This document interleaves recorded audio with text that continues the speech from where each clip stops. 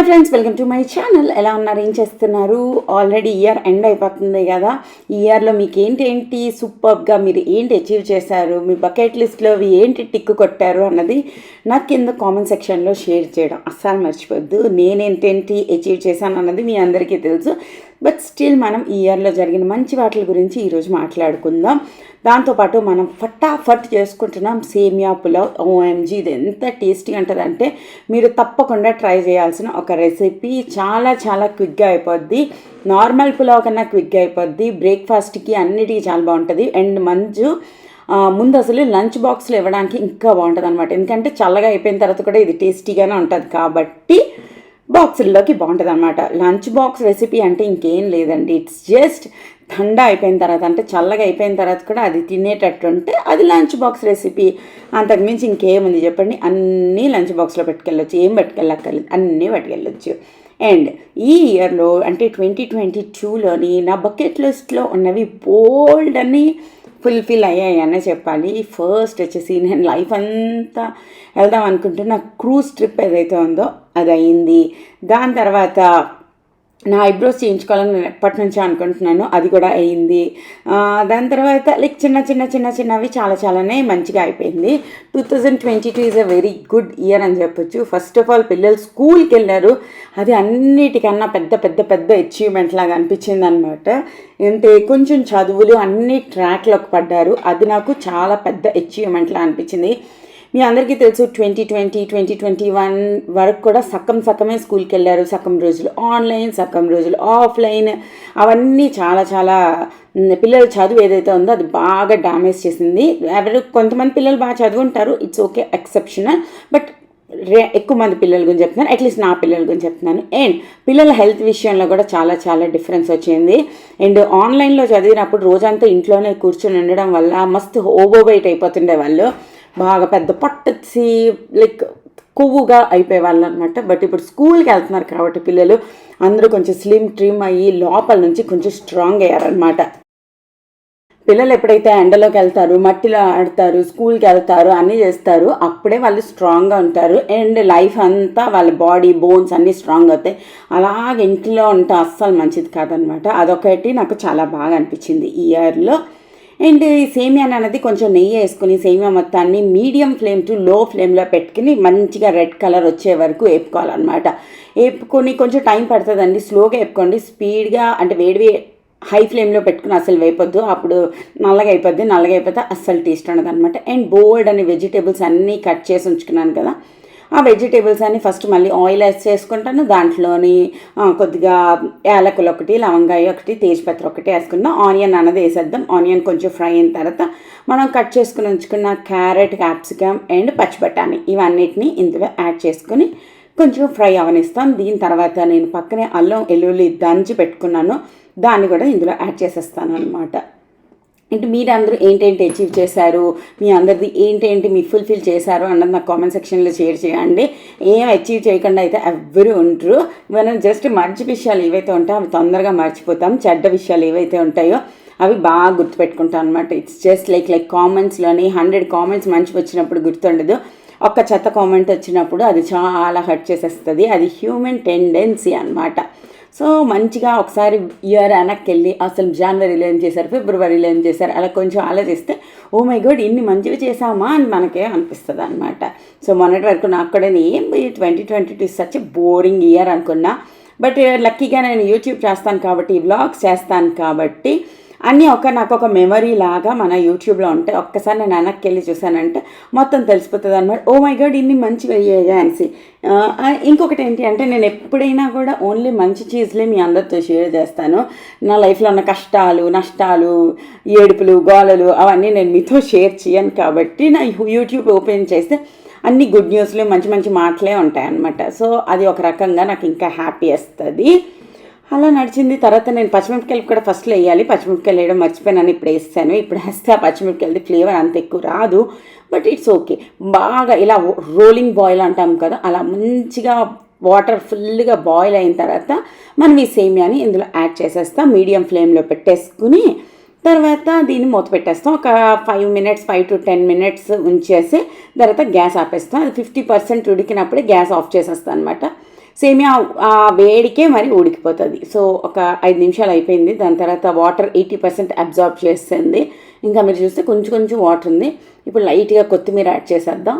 దాని తర్వాత gas off చేసేసి మూత పెట్టేస్తాను అనమాట. అంతే, మంచిగా ఒక సాలెడ్ చేసుకున్నారంటే సూపర్ యమ్మీ ఉంటుంది.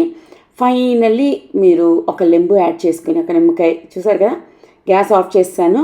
అప్పుడు మంచిగా ఇలా పొడి పొడిగా వస్తుంది.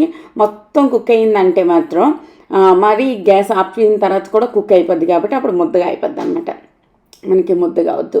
సో ఇవన్నీ ఏవైనా ప్రోడక్ట్స్ ఏమైనా నేను వాడిన ఉంటే అవి నేను కింద డిస్క్రిప్షన్ బాక్స్లో ఇస్తాను, తప్పకుండా చెక్ చేయండి. సో అదనమాట. అండ్ నాకు అక్కడ అడిగారు నిన్న ఇన్స్టాగ్రామ్లో, మీరు దిష్టిని నమ్ముతారా అని చెప్పి. సో నమ్ముతానండి, చాలా అంటే చాలా నమ్ముతాను. చాలా అంటే మరి మూఢనమ్మకాలు అన్నంత కాదు, కానీ ఈవిల్ ఐ అన్నది లైక్ ఉంటుంది అని నేను బిలీవ్ చేస్తాను అనమాట. మీరు ఎప్పుడైనా అబ్జర్వ్ చేస్తే కొంతమందికి మనం ఎప్పుడు కనిపించినా మన హెల్త్ ఖరాబ్ అవ్వడం, వాళ్ళు మన పిల్లలకి ఎక్కువ ప్రైజ్ చేసినప్పుడు ఏదైనా మనం అచీవ్ చేసామని వాళ్ళు చూసే చూపు, అవన్నీ చాలా చాలా ఎఫెక్ట్ చూపిస్తాయి. నెక్స్ట్ డే హెల్త్ ఖరాబ్ అవ్వడము, అంటే ఒక చీర కట్టుకున్నాను అనుకోండి, మీ చీర సూపర్ ఉంది అని అలా అన్నప్పుడు నెక్స్ట్ డే ఆ చీర చిరిగిపోవడము ఏదో ఒకటి అవుతుంది. ఇట్స్ కాల్డ్ ఈవిల్ ఐ అనమాట. ఇవి మెయిన్లీ మీరు అబ్జర్వ్ చేస్తే ఇది చాలా దగ్గరగా ఉన్న వాళ్ళే ఎక్కువ ఉంటుంది. ఎందుకంటే దూరంగా ఉన్న వాళ్ళకి మనం ఏం చేస్తాం, మన లైఫ్ ఏంటి ఎవరికి తెలియదు, ఎవరికి అక్కర్లేదు కూడా. సో ఇది చాలా ఉంటుంది అనమాట. దిష్టి అన్నది ఒక తెలుగులో ఒక సామెత కూడా ఉంటుంది, నారదిష్టికి నల్లరాయి కూడా పగిలిపోతుంది అని చెప్పి. అంటే నల్లరాయి అంటే ఆ దృష్టిలోని స్ట్రాంగెస్ట్ స్టోన్ అనమాట. హ్యూమన్స్ ఎప్పుడైతే ఖరాబ్ కల్లేస్తారో అంతటి రాయి కూడా ఎరగేంత కెపాసిటీ ఉంటుంది. సో దిష్టికి ఏం చేయగలుగుతారంటే మన ట్రెడిషనల్స్లోనే ఈ దిష్టికి చేసేవన్నీ ఉంటాయండి. లైక్ నార్మల్లీ ఉప్పు దిష్టి తీస్తాము, ఎండుమిరపకాయలు దిష్టి తీస్తాము, తర్వాత ధూపం వేస్తాము. తర్వాత అన్నిటికన్నా బాగా పనిచేసేది వచ్చేసి హనుమాన్ చాలీసా. మీకు ఎప్పుడైనా మీ పిల్లలకి ఎవరికైనా ఎక్కువ దిష్టి పడుతుంది, వాళ్ళకి ఫ్రీక్వెంట్గా హెల్త్ ఖరాబ్ అవుతుంది, వితౌట్ ఎనీ రీజన్ వాళ్ళకి ఎందుకు హెల్త్ ఖరాబ్ అవుతుందో మీకు అర్థం అవట్లేదంటే దిస్ ఈస్ కైండ్ ఆఫ్ దిష్టి పడి ఉండొచ్చు అనమాట. ఇట్స్ జస్ట్ నా ఒపీనియన్. నేను నార్మల్లీ ఇలాంటివన్నీ నేను మీతో షేర్ చేయను, బట్ ఎందుకో షేర్ చేయాలి అనిపించింది. అప్పుడు ఫ్రీక్వెంట్గా వాళ్ళకి దిష్టి పడితే వాళ్ళ హెల్త్ అన్నీ ఖరాబ్ అవడం అన్నీ అవుతాయి. సో నా విషయంలో వస్తే కొంతమంది మనుషులు నాకు తెలుసు, వాళ్ళు ఎప్పుడు నేను వాళ్ళతో ఏ గుడ్ న్యూస్ షేర్ చేసినా, ఏం జరిగినా ఆ గుడ్ న్యూస్ అయ్యి 100% దగ్గరికి వచ్చింది కూడా పోతుంది అనమాట. సో మంచిగా రెడీ అయ్యి వాళ్ళ ముందుకు వెళ్ళినప్పుడు ఏదో ఒకటి నాకు దెబ్బ తగలడము ఏదో ఒకటి అవుతుంది గ్యారెంటీగా. ఏదైనా నేను బావ్ అని చెప్పి లైక్ ఓన్లో ఉంటారు కదా, చూపించాము అంటే నెక్స్ట్ డే ఏదో ఒక పెంట అయితే మాత్రం జరిగిపోతుంది. ఒక పాయింట్ తర్వాత మనకు తెలిసిపోతుంది అనమాట, వీళ్ళ కళ్ళు మంచివి కావు, సో బీ కేర్ఫుల్, వాళ్ళతో ఎంత దూరంగా ఉంటే అంత మంచిది అన్నది మనకి తెలిసిపోతుంది. సో అలా మనము వాళ్ళకి దూరంగా ఉండడం నేర్చుకోవాలి. అండ్ కొంచెం సాల్ట్తో దిష్టి తీసుకుంటే కూడా చాలా వరకు వస్తుంది. చిన్నపిల్లలకి ఎక్కువ దిష్టి పడుతుందంటే మాత్రం మెడలో చిన్న హనుమంతుడిది ఫోటో కానీ, హనుమంతుడిది ఒక చిన్న లాకెట్ కానీ వేసిన, కాళ్ళకి నల్ల తాడు కట్టిన కొంచెం బాగుంటుంది అనమాట. ఇవి నేను చేసే చిన్న చిన్న రెమెడీస్. మీకు బిలీఫ్ ఉంటేనే చేయండి, బిలీఫ్ లేకపోతే ఇట్స్ ఓకే. బట్ నాకైతే బిలీఫ్ ఉంటుంది, కొంచెం పాటించాలి అనుకుంటాను. మరి ఎక్కువ మూఢనమ్మకం అన్నంత కాదులేండి, కొంచెం.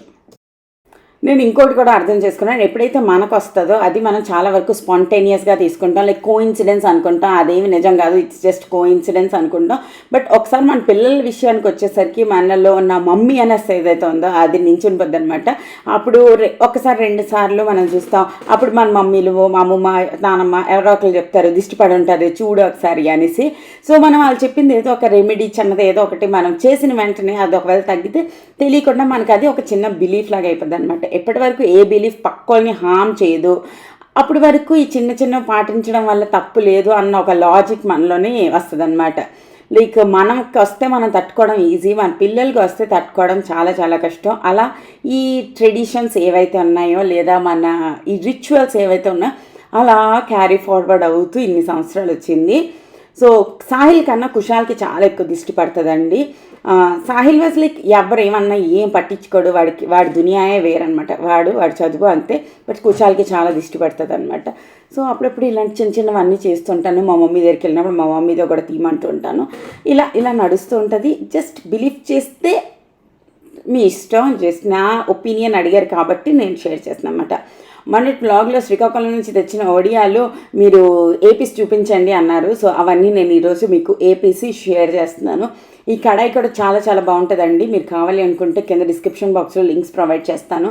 కావాలి అనుకుంటే ట్రై చేయండి. మొన్న ఎవరో కామెంట్ సెక్షన్లో కూడా అడిగారు ఒక మంచి ఐరన్ కడాయి చూపించండి అని. ఇందస్ వ్యాలీలో ఉన్నాయండి మంచి మంచి ఐరన్ కడాయిలన్నీ.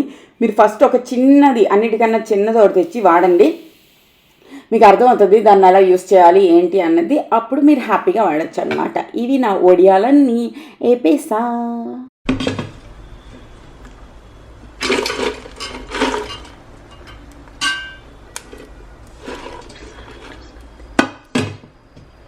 దీంట్లో ప్రిజర్వేటివ్స్ లేవు, ఏమీ లేవు. స్టిల్ ఇవి సంవత్సరాలు ఉంటాయి. అంటే మన ఫుడ్ కల్చర్ ఏదైతే ఉందో అది అంత గొప్పదనమాట.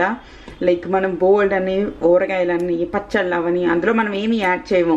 సాల్ట్, ఆయిల్ మనం ఎవ్రీడే కన్జ్యూమ్ చేసే పదార్థాలు యూస్ చేసి సంవత్సరాలు ఎలా నిలవబెట్టాలో మనకు తెలుసు. అండ్ వడియాల విషయంలో కూడా వస్తే ఇప్పుడు ఇవి అనుకోండి, ఇవి బూడిద గుమ్మడికాయలు. బూడిద గుమ్మడికాయలు మనకి ఎంత హెల్దీయో మన పూర్వీకులకి తెలుసు కాబట్టి వాళ్ళు బూడిద గుమ్మడికాయలు వడియాల్లా పెట్టి సంవత్సరం అంతా మనకి తినేలా చేశారు. ఇవి వచ్చేసి బియ్యం నూకతో చేస్తారు, సూజీతో చేస్తారు. ఇవి వచ్చేసి నెయ్యిలతో చేస్తారనమాట. నెయ్యిలు కూడా మీరు తింటే బియ్యం లాగే ఉంటుంది, కానీ నెయ్యిలు వేరు, వాటిలతో ఉంటుంది. సో సపోజ్ ఎప్పుడైనా కూరలు తక్కువ ఉన్నా కూడా వడియాలు ఉంటే మీరు బోల్డంత హ్యాపీగా మీల్ అన్నది సాటిస్ఫాక్టింగ్గా తినచ్చు. లైక్ మై ఫేవరెట్ పార్ట్ ఏంటి అంటే ఇది ఐ మిస్డ్ అండి. నేను ఢిల్లీలో ఉన్నప్పుడు ఈ వడియాలని నేను చాలా చాలా మిస్ చేశాను అనమాట. ఇంక ఈ పెరుగు మిరపకాయల విషయానికి వస్తే ఇవి మజ్జిగలో ఊరబెట్టిన మిరపకాయలు, మీ అందరికీ తెలిసినవే. లైక్ ఇవి కూడా చూసారా మనకి సో యమ్మీ కదా, మీరేమంటారు?